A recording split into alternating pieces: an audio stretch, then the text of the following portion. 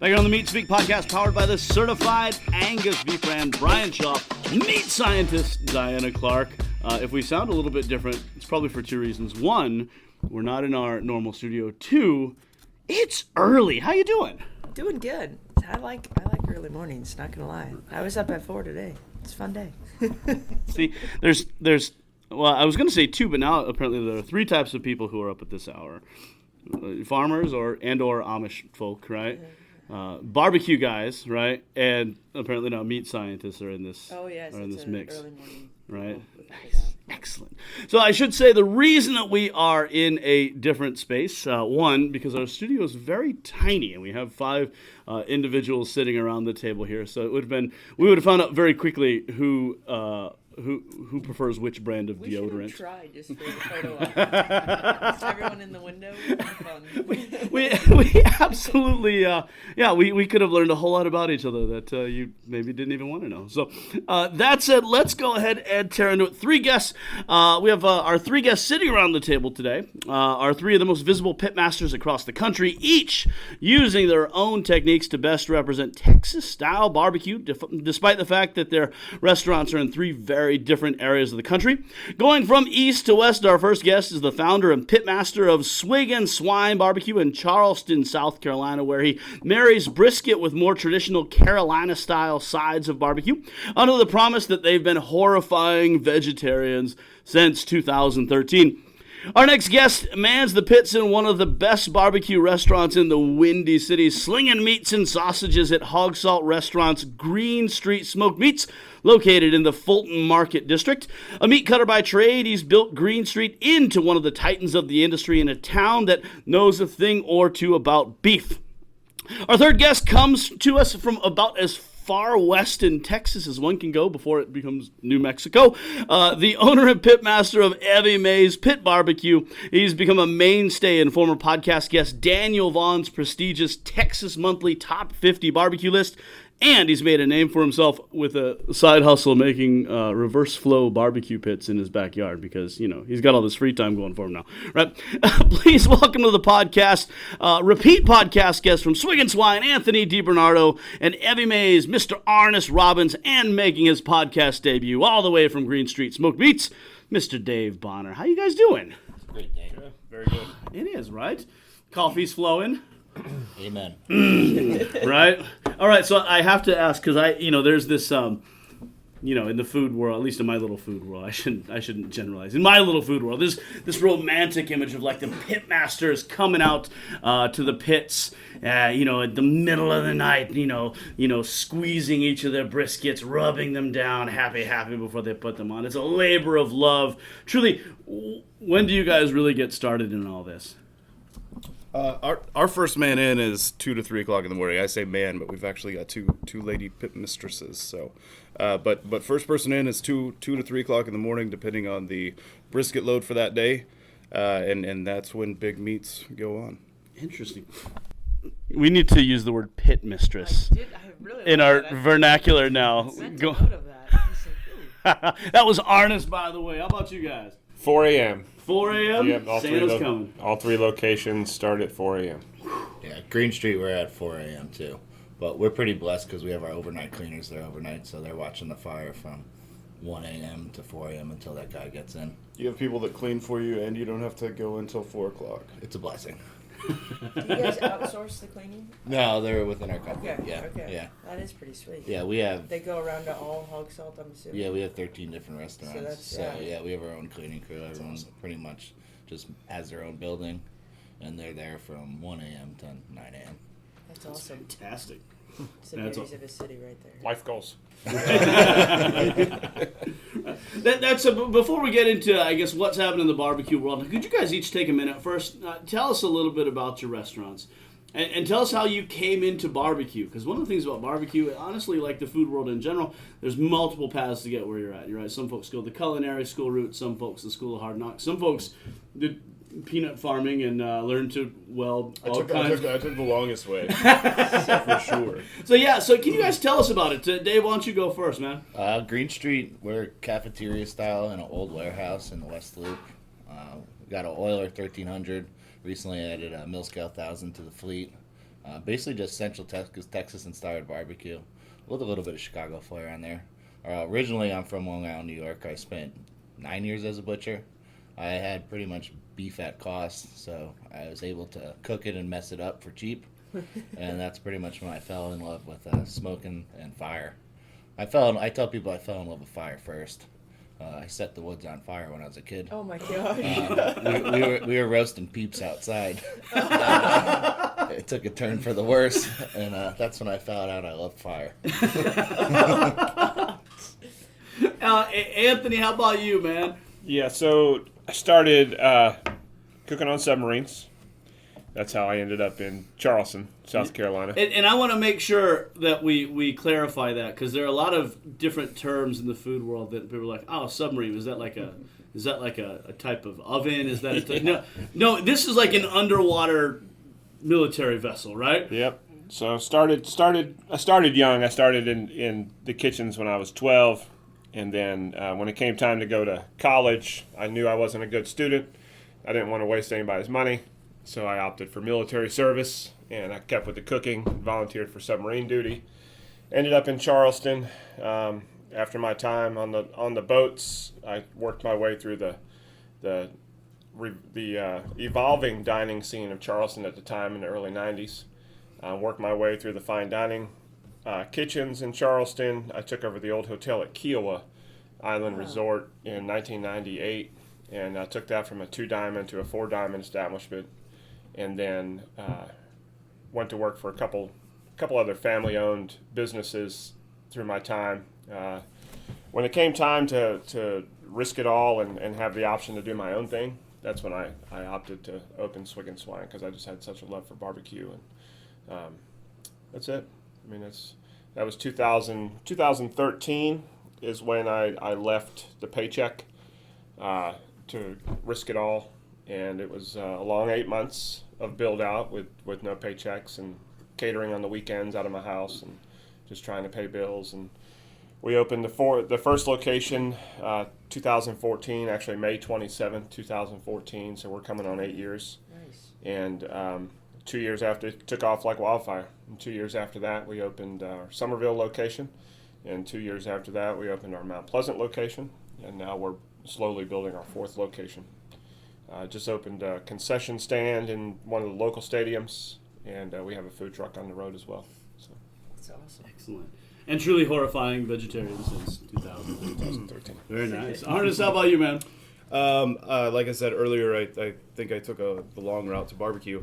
I actually grew up in eastern New Mexico on a peanut farm, and kind of to what Anthony said, I knew that college wasn't, traditional college wasn't for me. So I ended up in Tucson, Arizona in 2006 at a landscape design school. I was trying to figure out how to get into the landscape construction industry.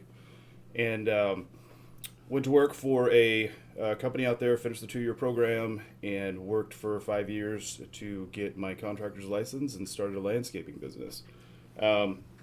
Somewhere in there, around 2010, I was diagnosed with celiac disease, and because of that, we were unable to dine out as much as we had up to that point because of cross-contamination issues, and so our grocery budget was expanded, and I started grilling a lot.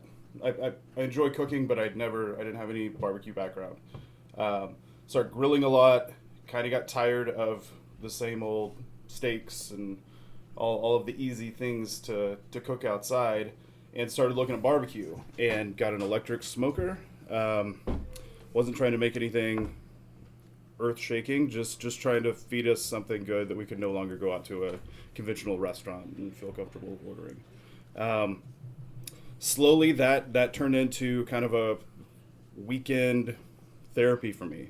I'd get out of the rat race of the construction industry in Tucson, Arizona in 2007, 2008 to 2013, and the housing bubble burst, and it was just a really, really aggressive market and stressful, and barbecue was my getaway. From that, because of my farming background, I had very limited welding ability and resources. I decided to build a wood-burning smoker, and found a cross-section diagram online of a reverse flow smoker, and sourced a propane tank on Craigslist and built a smoker in my side yard over the course of a few months and didn't know anything about how to use it.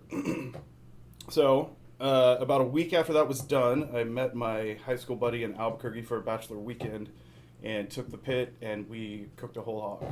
And it was on the drive home from that I thought, man, that was really special. Like, that was something I would really like to do more of. So made a few phone calls on the way home just to some other friends to just tell them how much fun we had cooking. And got home, started doing research on mobile food vending in Pima County.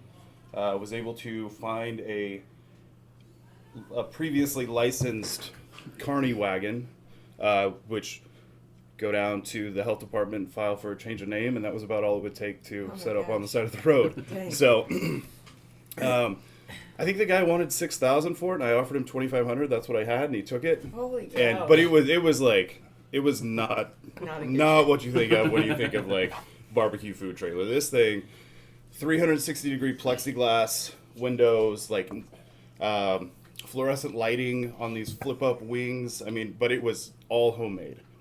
Oh, wow. So, I wanted to cook barbecue, and I couldn't afford to just cook barbecue for me, my wife, and my 9-month-old. So I needed to figure out how to generate some revenue, not because I wanted to be in the barbecue business, I just wanted to cook barbecue. So we started setting up on the side of the road. That was the end of March 2014 in Tucson, Arizona, and did that through the fall of 2014. And excuse me. I would do my regular job until Thursday night, and then I'd go down about Thursday at 10 o'clock, stay up all night, cook, serve barbecue, go home at like 9 or 10 o'clock the next day after a 24-hour shift. And I loved it. Like, it was nothing about it made me not want to do it again. And somewhere in there is when I realized, man, this is what I want to be doing.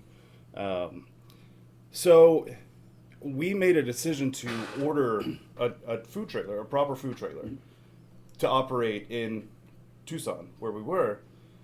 And somewhere in there, we put our house on the market, and we were going to upgrade our house. Our house went under contract while our food trailer was on order. And I think Mallory and I both just had this epiphany, like, if we're selling our house and we're getting into the barbecue business, and we're 600 miles away from our nearest friends and family, what are we getting into the barbecue business in Arizona for? Like, we could go back to the barbecue motherland and like be close to family and just start over. So we did. We moved, relocated to Lubbock, which is not my hometown, but it's about 90 miles from my hometown. The nearest reasonable sized city that really the market was primed for a craft barbecue joint. Moved to Lubbock in November of 2014. Opened our new trailer in Wolfforth because Lubbock wouldn't let us set up because of some old mobile food vending ordinances. So we set up in Wolfforth temporarily until those ordinances had been changed. And that was February 2015 was when we opened for the first time. And May of 2015, Daniel Vaughn paid us a visit, wrote a stellar review the next day, and that was like a light switch to our business. By the end of by the end of the summer of 2015, we had made a handshake deal with our landlord to build a brick and mortar right down the road from where we were setting up the trailer. Nice. And I think we closed the trailer down in February of 2016, almost exactly a year after we had opened, and we opened in the brick and mortar the end of April 2016. So here we are. That's awesome. So that's how we got there. And the rest is history. You know, one of the things that we wanted to, I guess, get you guys in the room for is because of this idea. Obviously, we're certified Angus beef. There's lots of different styles of barbecue. Obviously, if you go down to Anthony's neck of the woods, whole hog barbecue is such a thing, right? There are some places that I've been to that don't even serve brisket, right? Which breaks my heart a little bit. Of course, Carrie Bringle at Peg Leg Porker has the famous shirt that says, "If you want brisket, go to Texas, right? Although he just opened Bringle Smoking Smoking Oasis, Oasis, yeah. and he's got brisket Right. and beef ribs. Yeah, well, we saw him a couple years ago at the Windy City Smoking. He's like, "Hey, we need to talk to you." Or he said, "Yeah, I need to talk to you." I was like, "What do you need to talk about? You don't do beef." He's like, "Well, not at the place called Peg Leg Porker." I was like, "Oh, fair enough. Good to know." But brisket is one of these.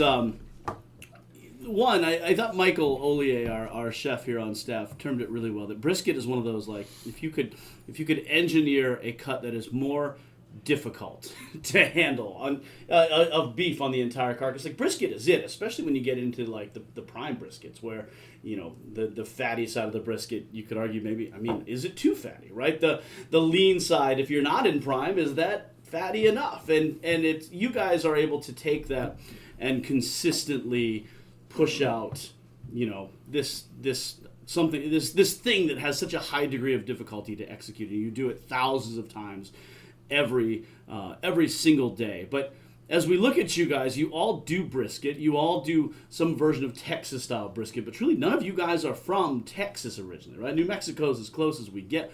What is it about that Texas style brisket that sucked you guys in? Because there are lots of different, brisket has been popular in all kinds of different cultures, but obviously barbecue is where it's landed. I think for me, it's as difficult as it is. It's also the simplicity of it.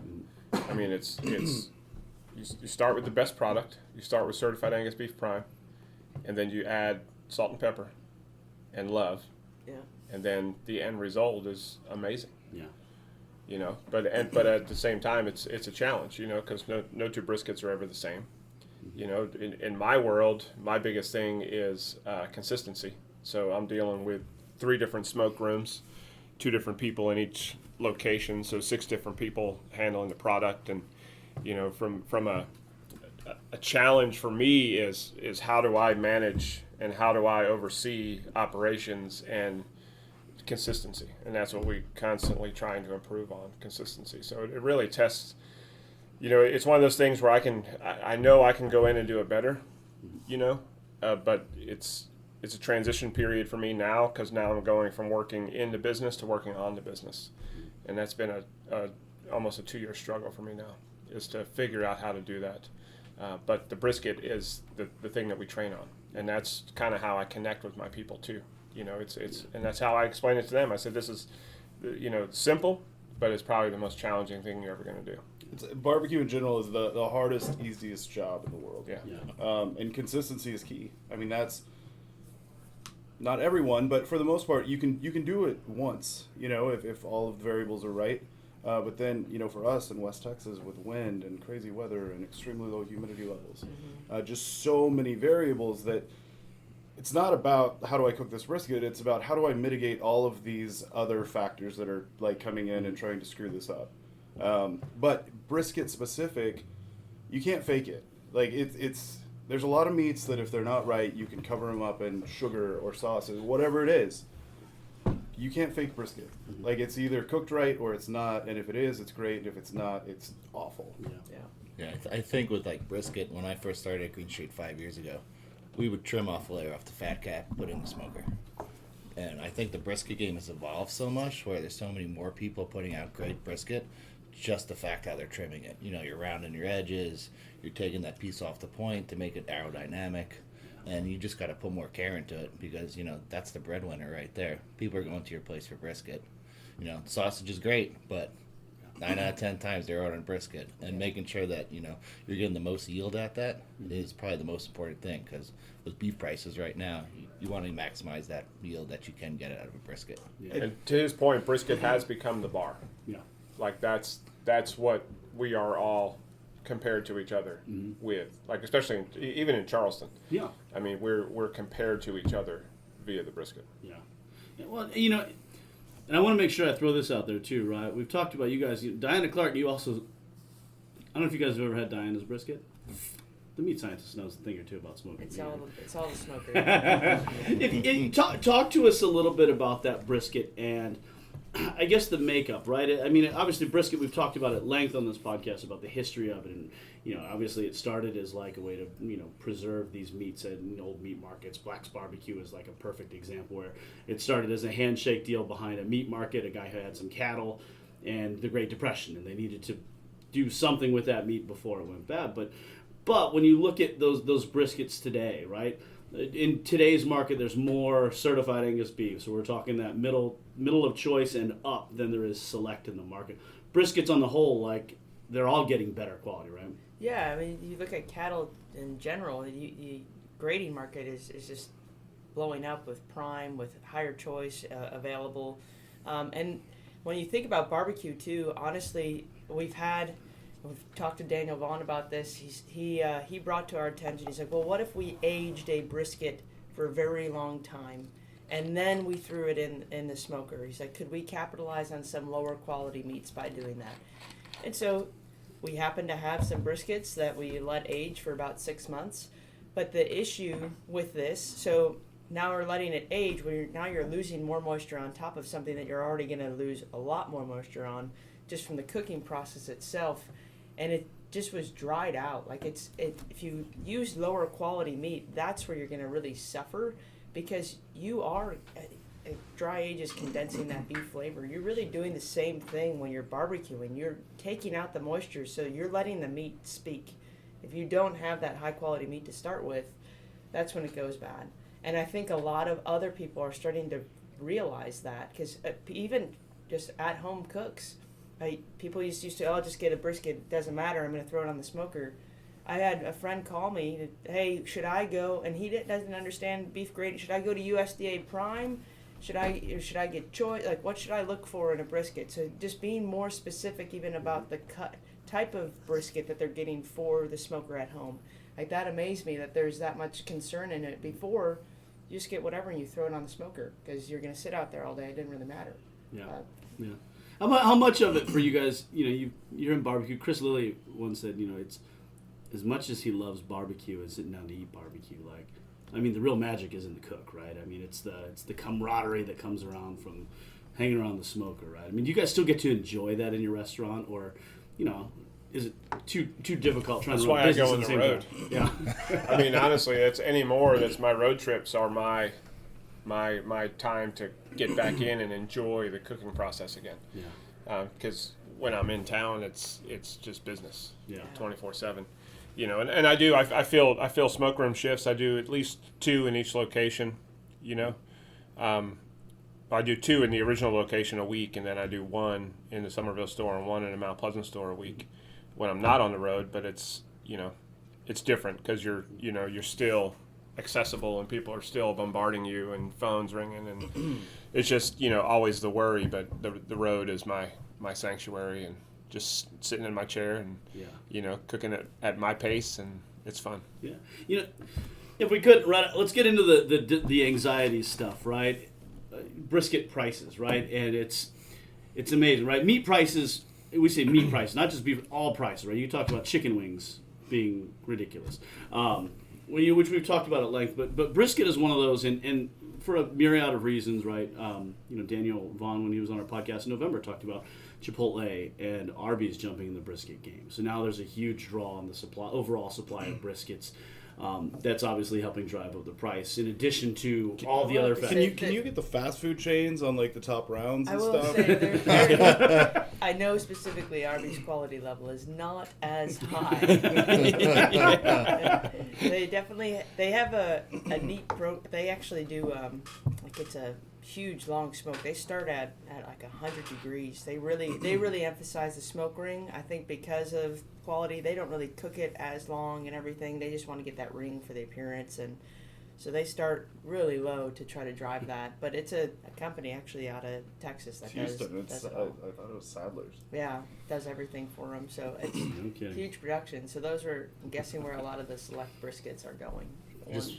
I'm a little disappointed we're talking about Arby's brisket right You, now. you know, I want to be real clear that, like, I will never throw. I didn't get this physique by avoiding Arby's. I'll tell you that. You know, Okay. I have nothing but love for the fast food And place. once they put out that commercial about making fake vegetables out of meat, I was like, and you guys are now my favorite. Right, this is why we love you. You know, but you know, we talk about brisket pricing on, you know, on how it gets into your back door, but especially for you guys outside of Texas, from dealing with a customer standpoint who is not necessarily used to buying meat by the pound, right? I mean, you know, when you see, you know, a half pound of brisket for what, $25, something like that, what has it been like these last 12 months or so? Like, has there been a lot more questions from the consumer level of, like, you know, at least balking at that, like, why is this so expensive? Yes and no. You know, I think if you put out a great product, most people are going to question the price. Mm-hmm. But then again, you don't want to pass over like the full price that you're taking on. Yeah. So you kind of got to eat it a little bit. Yeah. Like our food costs went up 7 points in the start of the pandemic to now. It's starting to drop again. But, you know, you can only make changes as much as you can without, you know, having people come back. So. Yeah. We started when we started in the trailer in Tucson. We were at $18 a pound, and I didn't know if the Lubbock market would support $18 a pound, but we opened at $18 a pound. We're at $32 a pound now. No kidding. Nice. And it's, I mean, believe me, we're not like taking out Yeah. bags of money. Yeah. But, you know, obviously it goes from me doing everything myself, very little overhead, to now, like, we have this huge staff, we have this huge restaurant, and we have this product that has gone up in price by 70% over that time. Well, you think about it too. So, like, that, to me, as a consumer, like, I see $32 a pound. I honestly go, man, that's a lot. But are you getting a pound every time? Like, that's a lot Yeah, of meat. Yes, right. yes, I am. Yes. So, like, you think about, oh, well, I'm $16 for a great brisket. Like, if I'm getting half a pound, that's not bad at all. For you get your meal in Well, that. And the reality is, we are competing at this price point, at our purchase price, we're competing with a commodity choice ribeye steak. Like Yeah. that's our center of the plate, and we don't have a bunch of fluff to make up for it, because people come and they want this mound of barbecue Yeah. on their tray. They want the meat. They're not there for, like, the spinach souffle or Yeah. anything like that we can bulk up and try to, you know, compensate for offsetting. Yeah, well, protein isn't fats. that the nature of how barbecue is plated? Almost works against you guys from the standpoint of, like, you're not plating on a bed of rice or a bed of greens. It's a tray, and here's your meat. Like, I mean, Yeah. are there things that we can do, or maybe that's sacrilegious in barbecue, to to stretch that a little farther? Or I mean, we've tried. Like, we're very proud of our sides menu. We offer like 6 to 8 sides every day that are all scratch made in house. But still, people appreciate that, but they're not there for the sides. yeah. See, now you go to our concept, and we're, different. So we're full service. You know, you come in, you see a hostess, you get sat, and then the way our menu is, everything's available by the pound or half pound, and sides by the pint or by the quart. But then we have the plates. Yeah. So you have your brisket plate, Okay. which is a half pound of brisket and 2 sides. Pork, half pound of pork and 2 sides. Yeah. And I sell more of that way than I do anything else. Yeah. And then I have 4 or 5 appetizers. So the fried pickles. Yeah. The fried pickles help absorb some of the costs that we're taking in, on the brisket side or that. So, our menu mix, our P mix, it kind of helps us across the board, and we're able to absorb the costs on other things. Yeah. The sides is always what saves you. Yeah. Those are going to be your low food cost items, and you don't have to worry about the beef as much as long as you're moving your sides. Yeah. It's kind of crazy to think about too, just the push in like the carnivore diet and Atkins diet. It's like grown with barbecue too, and that's like a key place to go out to eat if that's what you're focusing on, because you're going to get what you need, and it's going to taste good too. It's not like, well, I'm going to pay. Usually you'll go out to a restaurant, you'll pay the same price for like a steak or even chicken breast or anything like that, but you're only getting a very small portion of meat. Versus barbecue, you go there, you get your fill, and you pay for what you get. And so it's kind of like that. You feel good about it afterwards. Yeah. Like, So I don't really like to eat sushi. But I will say, back to your original point. Yeah. I feel, and this is just me speaking for my customer base, I think they're smart enough to, with all the media we have available, they know what's going on. Yeah. They know what's going on price wise, and it's not just me raising prices. Yeah. Consumers, And I think that they're aware, and I think that's one reason that they don't push back. consumers are definitely, like, just from research alone, consumers are definitely aware that it's happening, and they're actually more accepting of it in food service, it seems, right now than retail, because retail is actually higher inflation than anywhere else. That's what I was going to say, is a lot of times we in the food service see this spike and it's not visible at retail. And Yeah. so our consumer does not understand why Yeah. in the world are you guys raising Jacking your up prices right prices. now when I can go to Costco and get a prime brisket for $3.50. Yeah. Yeah. And then they're now noticing those, okay, so, and I think just understanding too the labor shortages and everything, they've been way more accepting of it, especially from a food service side. And honestly, that pent up demand of, I want to go out and enjoy all this, but I haven't been able to. So we're finally here to celebrate. So it's kind of neat to see, because they keep trying to predict of when's that tipping point going to happen and we're going to start to drop down. But people are still buying, and people are still driving to food service to go out to restaurants and having that fun. So we haven't hit it yet, and they're pushing it further and further back, because it's just, this is the time to enjoy it. And that's my biggest concern as a restaurateur is from the packer side of it. You know, now that we've been paying these inflated prices on all this protein for 2 years, going on 3 years now, you know, I know it will never come back to where it was, but, you know, where's the threshold? You know, because they know we've been paying it. Yeah. You know, and they're making more money than ever, and you know, it's all weird. that supply demand. Yeah. It's going to hit at some point. I mean, we were paying, like, chicken wings. We were up to almost $170 for a 40-pound case. Yeah. Dang. We did that. Yeah. We put wings on the menu at the start of the pandemic, and I think we were paying $2.90 a pound, and then it got up to $4.75. Oh And my god. For us to make sense, we'd have to sell a dozen for $22. So we went from basically averaging $50 for a 40-pound case for years. Yeah. And then it started to creep up, and then it spiked at 170, Oh and now my we're still gosh. 120. Yeah. We're still Yeah. not below Still not 100 back yet. down, yeah. It's ridiculous. Yeah, I took it off. I couldn't sleep at night selling a dozen wings for $22. Does it ever amaze you though that, you know, as much as you can rationalize and be like, yeah, wings for $22, there's no way people would do that, and then you hear these stories. Of course, our mutual friend, I won't name the name because his restaurant's not around, but down in Charleston, in your neck of the woods, they had a restaurant. They would bring in whole ribs. They would pull the spinalis off. They had an appetizer dish with spinalis, and they had rib hearts left. And they were selling so many of those spinalis appetizers that they kept jacking the price up to the point where people were paying like $50 for 4 ounces of spinalis because he was getting these ribeye hearts, the rib eyes, the eyes of the rib, as his byproduct. Does his name rhyme with faking? Yes. but it's, well, and I was thinking, eventually I think he stopped because it's like, I think he felt bad, but it was like, are you ever amazed like how much consumers, like, if they want it, they will buy it? Absolutely. Yeah. And I think kind of too, a lot of the things that we've discussed yesterday about the quality of the beef that's in the market right now, the consumer has changed. Yeah. And I think a lot of it is as simple as Instagram. Like, everybody's a foodie. Everybody wants better. And you look at these old chains that used to, like, crush it. Yeah. Nobody wants that anymore. People want scratch kitchens. They want high quality raw product. They want to know what they're eating, and they're willing to pay for it. And they're willing to pay for it at the grocery store too. And they're cooking better food at home. And I mean, it's great for us, but people are putting their money in the things that are important to them, and people are really digging food right now. Yeah. I think we were sorry. Yeah, good. Go good. We were talking about chuck and plate beef ribs yesterday, and I think Arnis said it best. You know, a plate rib looks great in a picture better than a chuck rib does. It does. It And it's does. going to cost more money, but that's what they want. Yeah, you people know? are willing to pay it. Yeah. That's great. Yeah. And that's the thing too. Like, you guys are a destination. Like, people are going to you because they have heard about it. They've talked about it. People have posted pictures about it, so they want to go and take a picture. I walk in, I'm not going to care about what I'm paying for. I'm excited just to eat, just to be standing in your establishment. So it's like, okay, let's do this. There's going to be those repeat customers that are there all the time that might get a little bit more, and give you a little bit of grief about it. But honestly, it's just that being in your building alone is the cool part behind it. It's pretty awesome to see the following. But my repeat customers are eating turkey.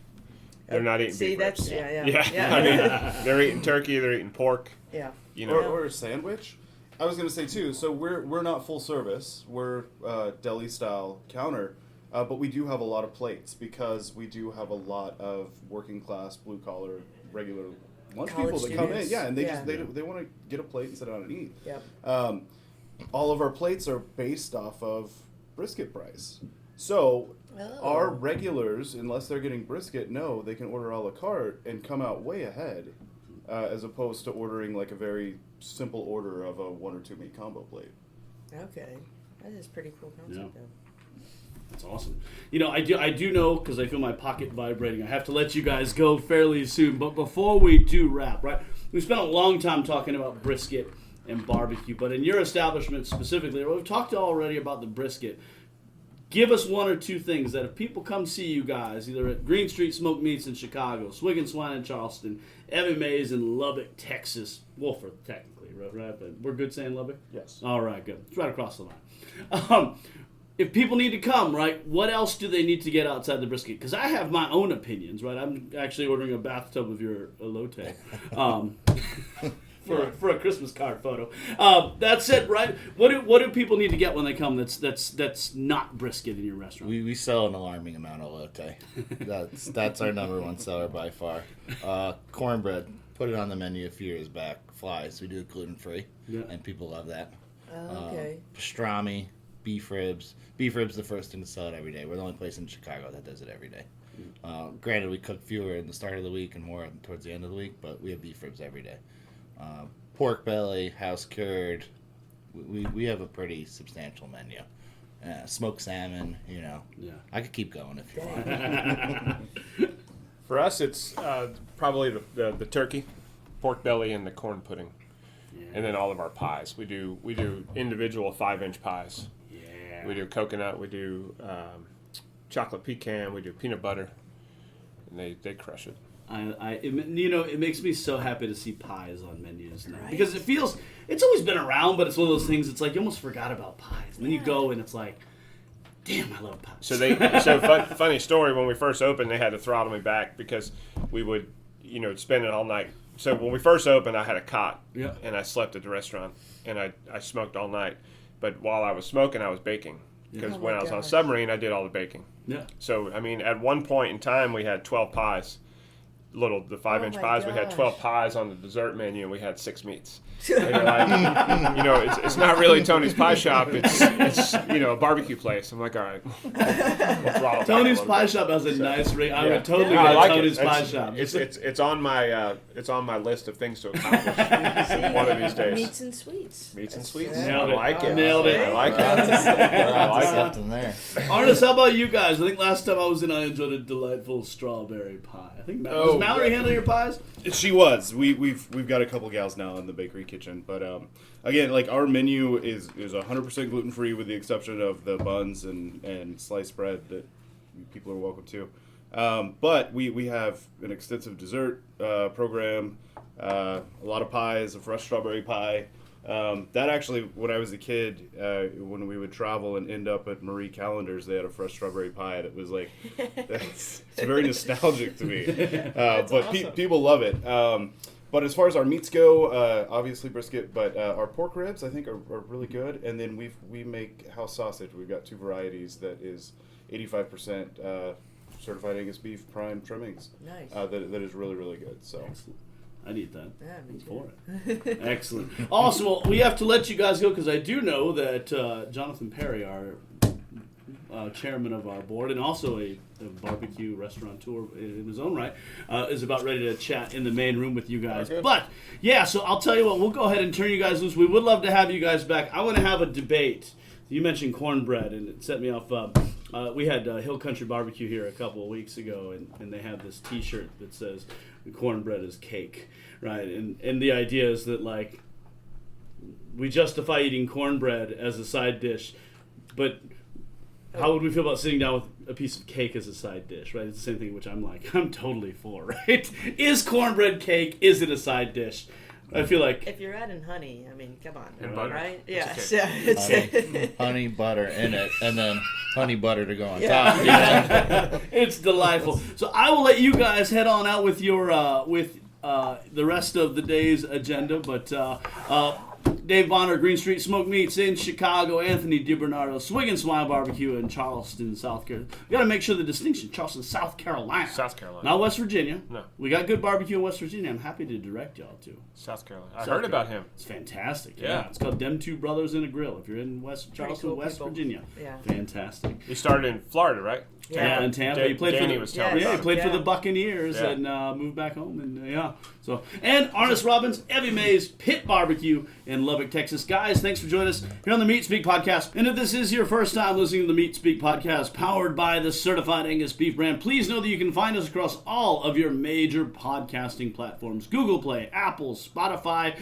or by visiting CertifiedAngusBeef.com. On behalf of meat scientist Diana Clark, Chef Tony Biggs, once again, thanks to our guest today for joining us here talking all things barbecue. See you next week.